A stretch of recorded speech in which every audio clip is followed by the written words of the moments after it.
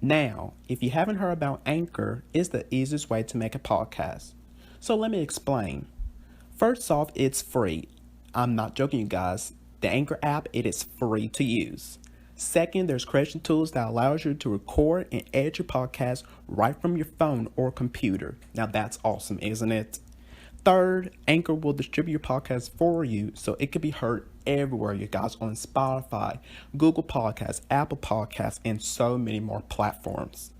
Fourth, you can make money from your podcast with no minimum relationship. Now, is that awesome, you guys, or what? That's just terrific.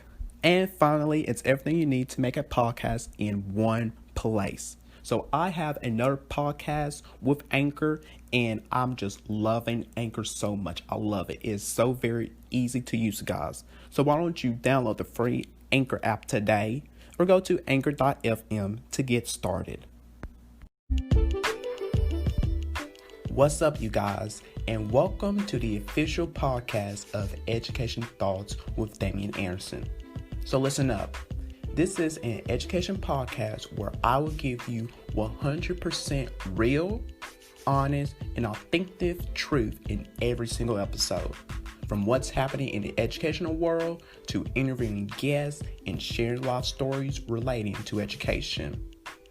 I got you covered. So join me on this journey of exploring the education life together with me.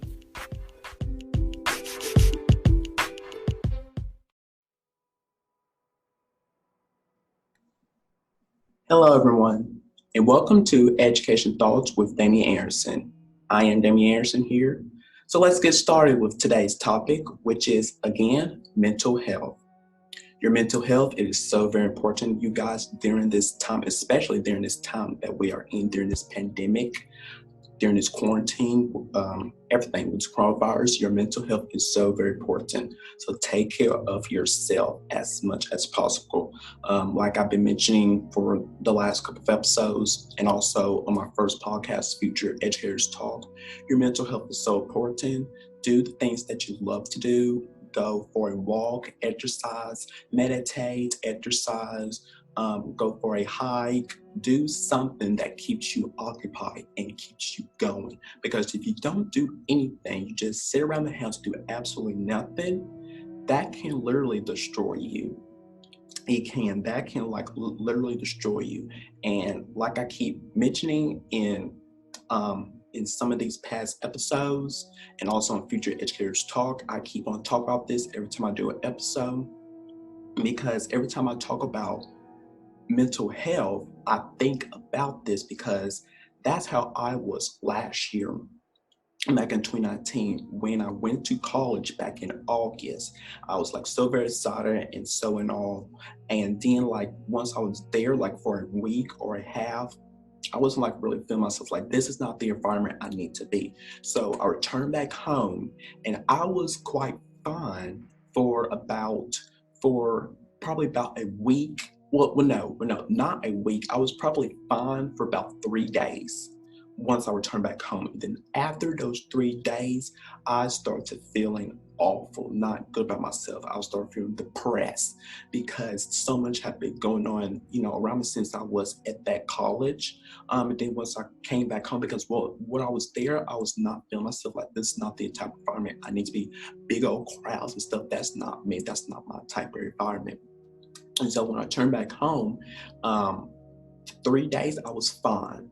But then after that third day, I was feeling so depressed. I didn't want to get out of bed. I stay in bed every single day, morning to night. I didn't want to do nothing. My strength, I didn't have the energy that I am. Today, I'm so pumped up with stuff. I didn't want to talk to anyone. I wanted to be in my room, dark, no shades up, nothing, no sunlight, no nothing. I didn't want to go outside. I did not want to do anything. I just want to be in my room, be by myself. And that is when it just literally destroyed me, because I had so much things of going on into my head, into my mind, and I had so much problems and issues that I didn't want to talk with anyone about my problems, about my issues. And so I literally just like, you know what? I want to end it all because I just want to end it all. I want to kill myself because no one, like I keep mentioning in these episodes and future educators talk when I talk about mental health. I just wanted to end it all. I want to kill myself.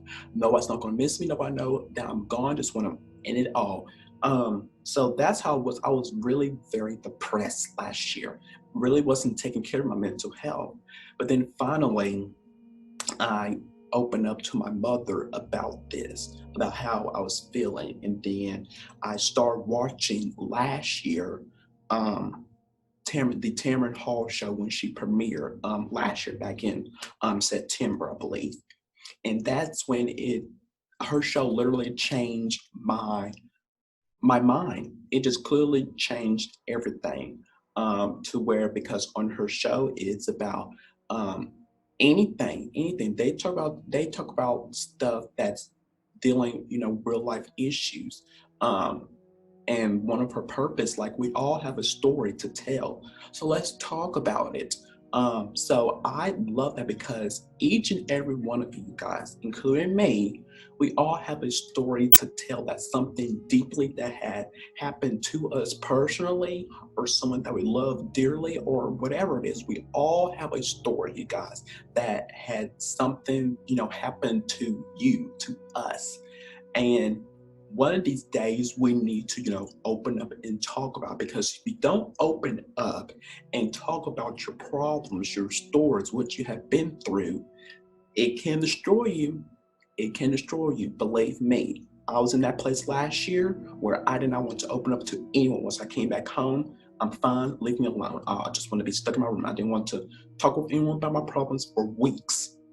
Going up to a month, I didn't want to talk to anyone about it. So it literally, guys, like, it literally quite destroyed me. It did. And I wanted to just kill myself, because once I came back home from back in September of last year, all that month and part of October, stuck in my room for weeks. Didn't want to come out, go outside, do nothing. So we all have a story to tell, you guys. Each and every one of us, we all have a story to tell. So let's talk about it. You may, if you talk about your story, you may relate to someone that has been through it similarly, or is going through it. So you may have a connection with someone that, hey, I understand where you're going. I understand how, all of this. And someone like me, when I share my college story, which I will share in the next coming of weeks, I'm going to share my first college story with you guys and how that had impacted my life.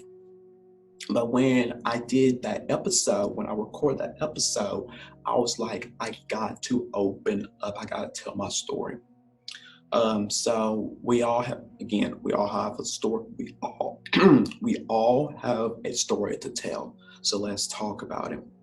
Okay, including like me, someone may be going through the exact same thing that I went through, or something similar, and they can relate to what I have been through, and I can relate to what they have been through as well. So I'll be sharing my first college story with you guys, and how that had impacted my life in the next coming weeks, and y'all can understand how miserable I was. And it literally, guys, it's a long episode because I had a lot to share with you guys. So it's a long episode. It's about like an hour, probably 25 minutes maybe, or 15 minutes. I know it's like an hour, probably like an hour 15 minutes or hour 25 minutes, but yeah.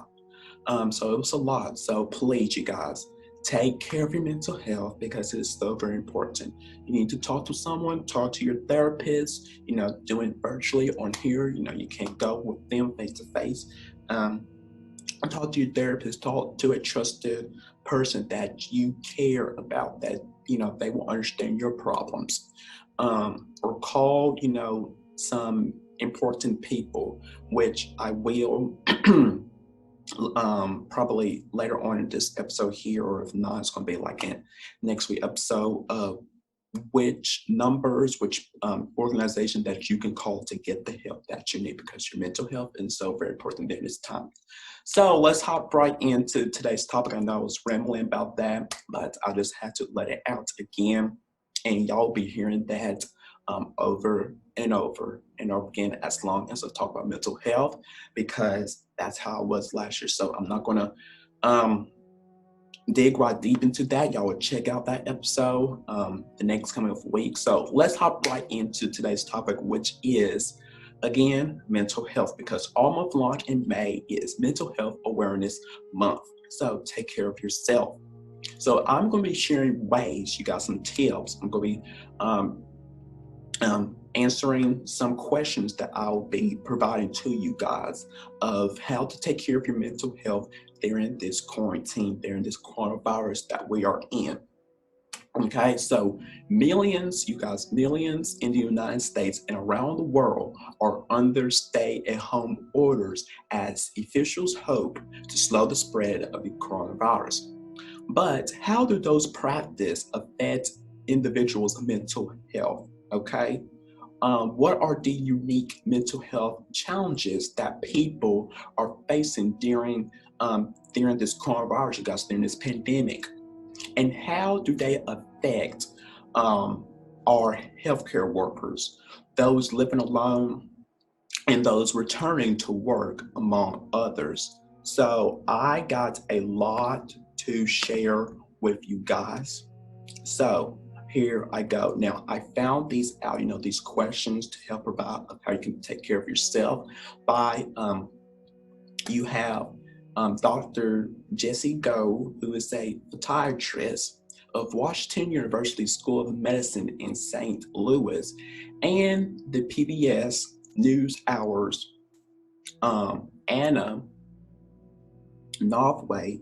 They answer some viewers' questions on how to take care of your mental health and also cope with the things like fear and anxiety during this pandemic.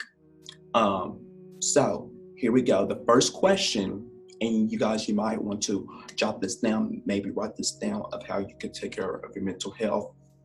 So grab a pencil, grab a pen, notebook, so y'all could get these questions down and these tips. The first question is, what are some tips on how to deal with anxiety from the uncertainty? What are some tips on how to deal with anxiety from the uncertainty of the world?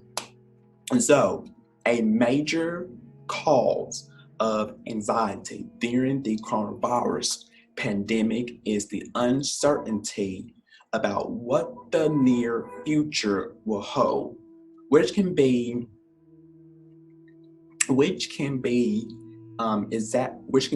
exacerbated by the prevalence of misinformation about the virus that's not true, you guys. That's what Dr. Jessie Go tells us. She also says the reason why we fear anxiety, now listen up, you guys. She said the reason why we feel anxiety harkens back to the pivotal instinct to be aware of our surroundings and to always be prepared to run from the predators. Now, she says it's really, really normal, okay? Everyone is dealing with anxiety. Every single one of us, we're dealing with anxiety. I'm dealing with anxiety of the world because I'm just like scared and just like and angry. I got all these emotions about how I can't believe we're in this kind of a world. This is our new normal. I can't believe it. Like, we're all stuck at home. We can't go to the places that we're used to. We can't hang around, with our friends. We have to do, virtually online, and we have to stay, 6 feet apart. Then going to grocery. The place is just insane. I'm just very scared of how our world is going to look like in the next couple of months. Are we going back to the same life that we used to have, or is this our permanent state of living? I'm really scared about our world because because like you guys know, I am a future educator. That's why this is called Education Thoughts with Damian Anderson, and that's why I am on Future Educators Talk to talk about topics that are currently or that has happened around the world in the educational field. And I'm just scared because when I become a teacher, is this like in the next couple of years?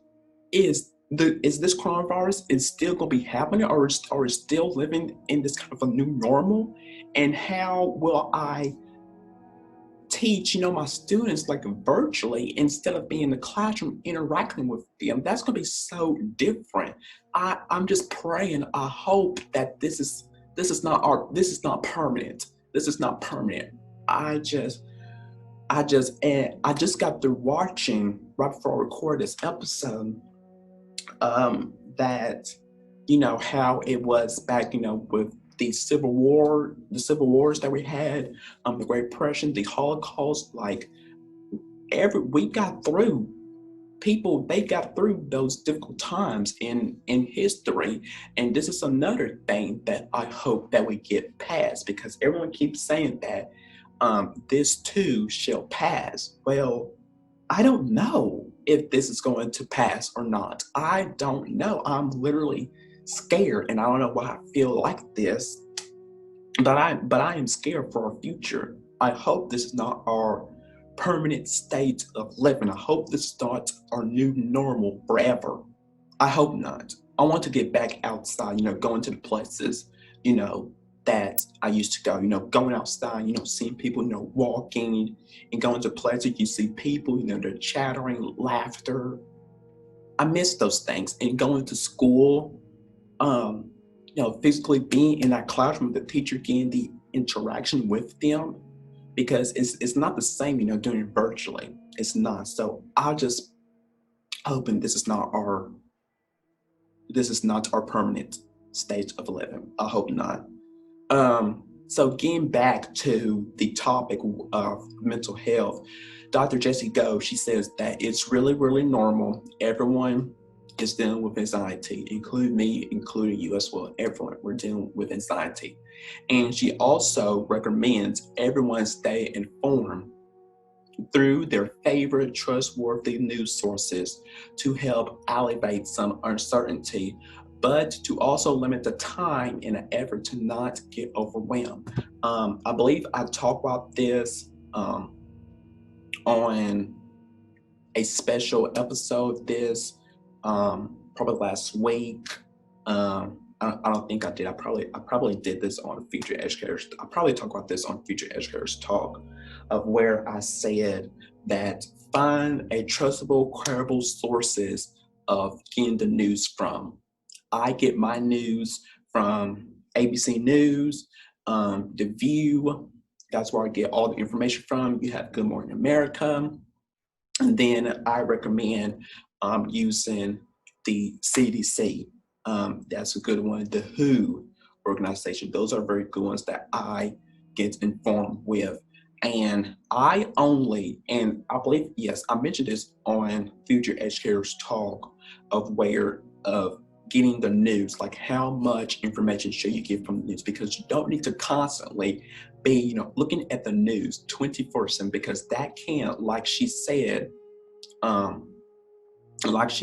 here, that but to also limit the time to effort to not get overwhelmed. Don't get overwhelmed with too much information from the news. I recommend, and I believe I mentioned this on Future Educators Talk, about every morning when you get up, spend about 10 minutes, just 10 minutes watching the news. Get enough information that you need about what's currently happening in the world. Just 10 minutes in the morning, and then in the evening, right before you head to bed, just 5 minutes of what's still happening around the world. Just 5 minutes each day. That for that one day, that's a total of 15 minutes of news, instead of around about 6, 7, 8, 9, 10 hours of information from the news, because that can literally overwhelm you. It can overwhelm your body. of not, taking care of yourself, your mental mind. So I recommend about 15 minutes each day, 10 minutes in the morning of getting the news, all the information, and then 5 minutes in the evening before you head to bed. That's a total of 15 minutes of information that you need. And that's it. That's all the information that you need, about 15 minutes. You don't need to constantly look at the TV, like constantly look at the TV. No, constantly looking at your phones. No, okay? It's not good, okay? So I recommend about 15 minutes each day, 10 in the mornings, 5 in the evenings right before you go to bed, okay? And she also says, I think you have to stay informed to some degree. That's what she says. Now, anxiety can also come from growing daily to-do lists. Even the midst of all the demands that we are getting, Dr. Jessie Gold, she recommends people always be kind to themselves, okay? She recommends people always be kind to themselves, okay? You have to stay positive through this. You guys have to stay positive through this. She also says that you're going to be less productive right now, urging people to be patient with themselves, okay? And she also suggests breaking down the big task into smaller, more manageable pieces to make them feel less daunting, all right? Now beyond that, Dr. Jessie Go said to explore relaxation methods such as, like I mentioned earlier, meditation, but also says that methods does not work for everyone, okay? And I mentioned this on Future Educators Talk. Each of these methods, the exercise, you have to exercise, meditation, go for a walk, jog. It's all those things. It's not going to work for everyone. So you got to find which of these methods best works for you, okay? You have to find which one best works for you, all right? And she says, don't beat yourself up if it isn't for you. If exercising isn't for you, okay, that's fine. Find something else that fits best for you, because I know everyone right now, they're doing exercise, on IG Lives and stuff. And probably, if you want to try exercising, and if you don't think that that's best for you, please don't beat yourself up of trying to keep on doing it, because if you keep on doing it, it's going to destroy you, okay? It's going to destroy you. So find something else. If exercising is not your best suit, okay, try to do meditation. If that's not it, go for a hike, walk, jog, run, do something that best fits for you, okay? And again, don't beat yourself up if that isn't right for you, okay? Continuing on, she also recommends activities like exercising, I just said that, and listing some of your favorite things as a way to get away from anxious thoughts, okay? So that's a good one right there, okay? Question number 2, we're moving on to question number 2 is, how do you know when it's time to seek professional help? That is a good one, isn't it, people? That is a good question. How do you know when it's time to seek professional help? I give y'all an example of me. When I mentioned at the beginning of the episode, like back in September, when the Tamron Hull show first premiered, and when I start watching it back in that time, September, and watching how she, does, real life issue stuff, and talk about, bringing on people to talk about their stories, and that it matters. We all have a story to tell, so let's talk about it. That is when a light bulb came into my head and says, Damian, you need help. You really do. You need professional help. Because in September, you guys, I came back home, but then after those 3 days, on that next day, the 4th day, feeling awful. And then I don't know when exactly her show premiered, back in September, probably the very first month, or probably somewhere around in the middle. When I first started watching it, something just came up to me that just like, Damian, it was like something that was speaking directly to me. It was like that was a sign for me of, Damian, you need some help. You need some help. So I'm so glad that that sign was brought to me, because if that sign wasn't brought to me, you guys, I will probably not be here today speaking about mental health for everyone. I will not be here today if it wasn't for the Timmer Hall show, to whoever brought that sign, that image to me. So I'm just so glad. I really am. I'm really so glad. And y'all probably could hear like my voice is trying to get like, it's just getting softer, and I feel like I'm about to cry, but I'm trying not to. But that was a sign from God telling me you need to relax, you need to push back, you need to focus, you need some help. You just take it day by day. So yeah, I'm just glad. Thank you, Timmer Hall, for literally saving my life, because if it wasn't for you and your show of having real people on talking about their stories, I wouldn't be here today. And I wouldn't have shared my experience, my first college experience, with you guys. I wouldn't be here today talking about it.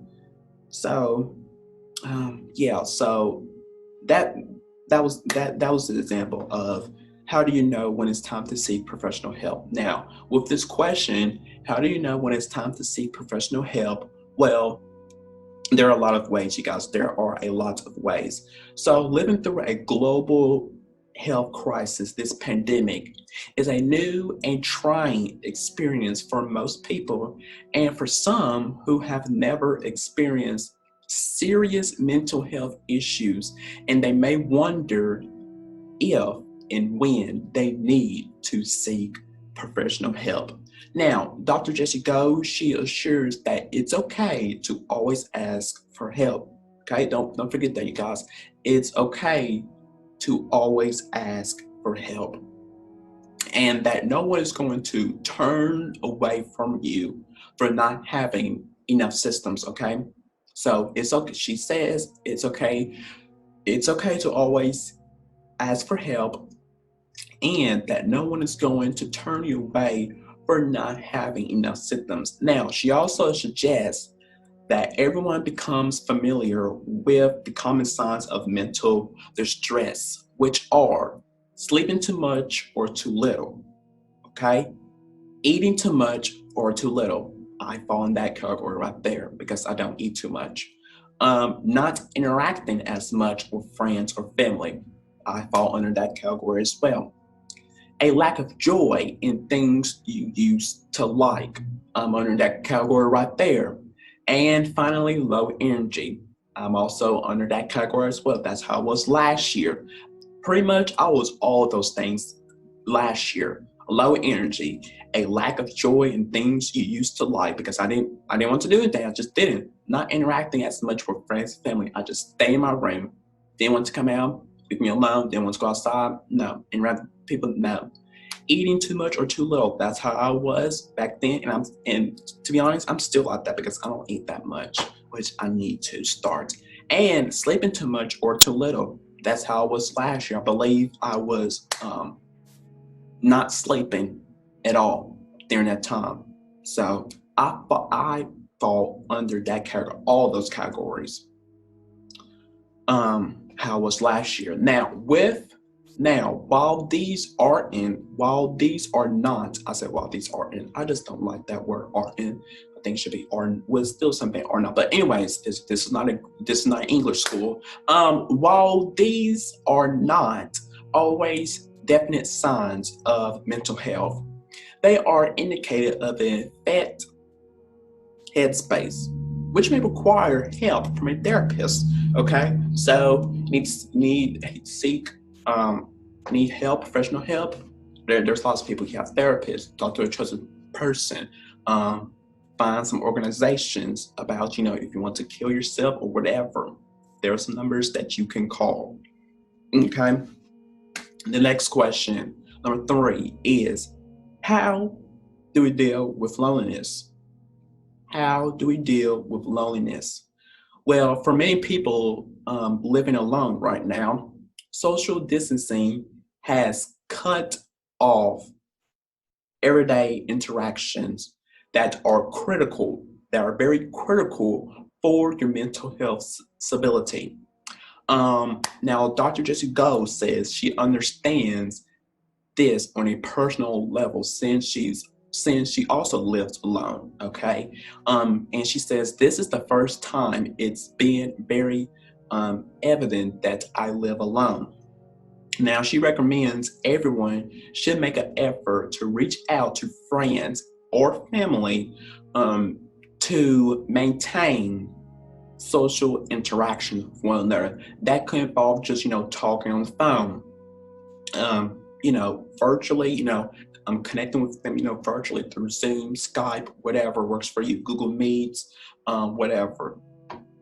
And she says that could, involve just talking, like I said, talking on the phone or setting up a game, through Zoom, Skype, whatever, or movie viewing night, watching, the same movie, together.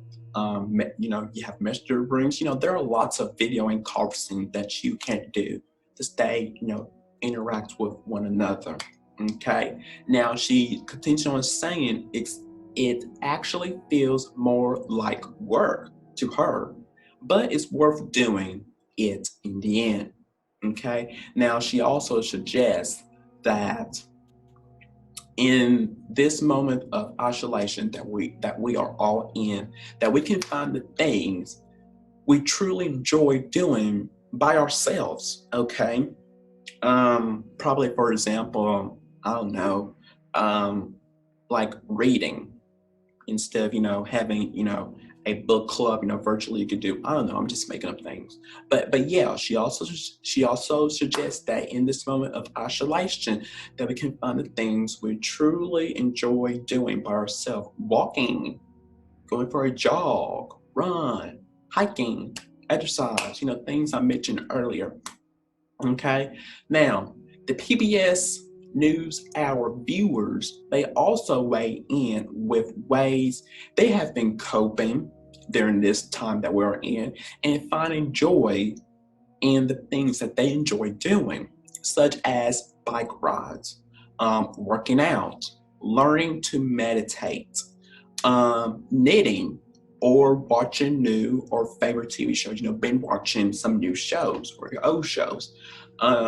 And she continues on saying, Dr. Jessie Go, she says, find what coping skills work for you, okay? Find whatever coping skills best works for you. And the final question I have for you guys is, what are some, and this is probably where y'all thinking right now, is what are some resources available during COVID-19? Some best resources. Well, I got you guys covered, because as the pandemic, it continues on, and we don't know when this is going to end. So as the coronavirus continues, many doctors are very concerned about the wave of their patients' mental health issues. They're very concerned about that, caused by extension social interactions, anxiety, worriness about the virus, about the coronavirus.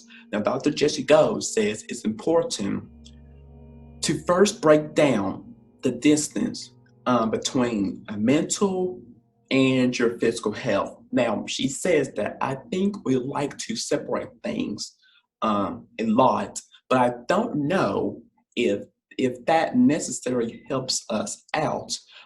So like you have, okay, so many physical issues, you guys, like a lack of protective gear, and helping to treat those with COVID-19, it directly affects a person's mental health, okay? And Dr. Go, she says that means we're probably already seeing the effects of your poor mental health on a portion of the population. So that can really destroy. Now, she also lists a few helpful mental health resources to help you guys out that are available during this pandemic right now. So listen up. First, to find a therapist, she recommends going to physiologicallytoday.com to find a therapist if your mental health is not very well.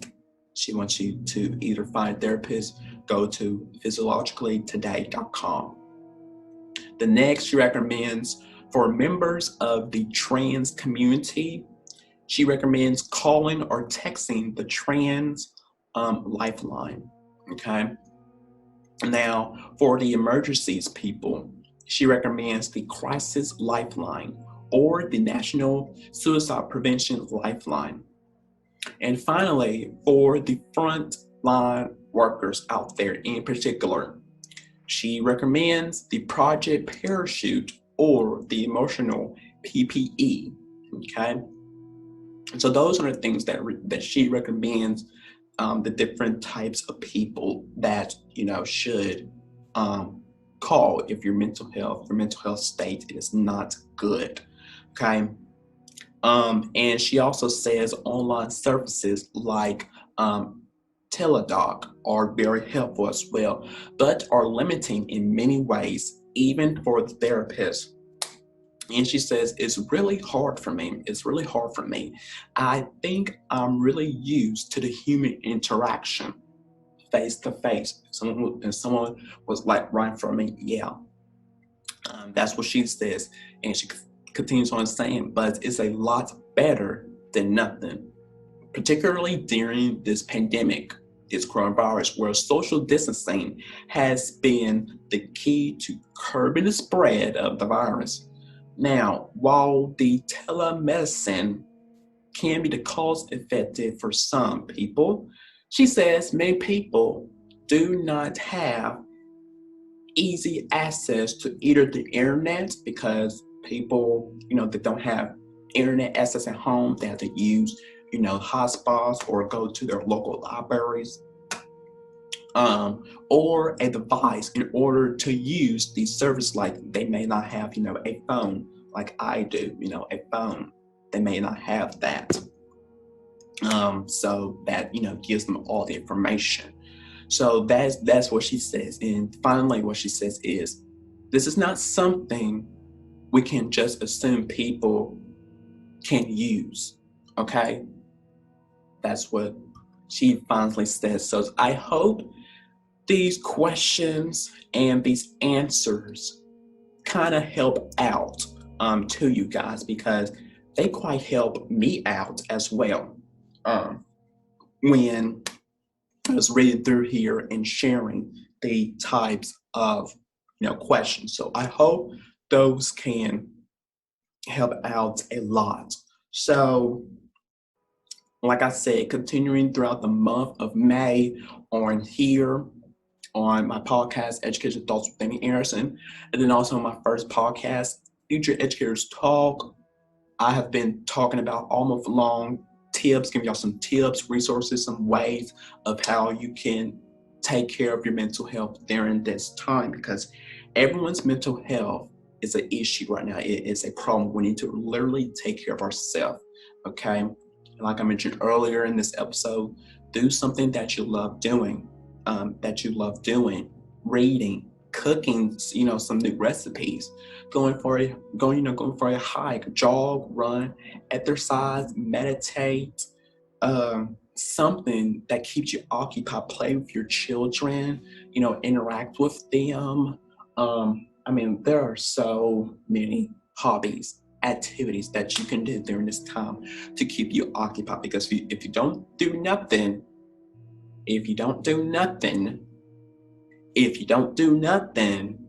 then it can destroy you guys.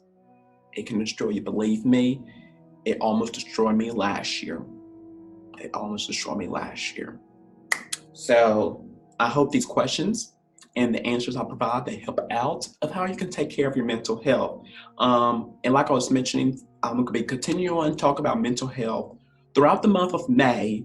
And then I'm trying to find resources and stuff about next month, because next month in June, it is Men's Mental Health Month. So I'll be trying to, find ways, tips, resources to help out the men's out there, especially Black men's. I did an episode last week of where I talk about Black men's mental health and how it is a big challenge for us, because it is a big challenge for us, because we don't, like I said in that episode, and I encourage you guys to check it out, that we don't like to talk about our problems or our issues to someone. We just like to, keep it in, like I did last year. I just kept it in. I didn't want to talk to anyone about my problems. Just want to keep it in.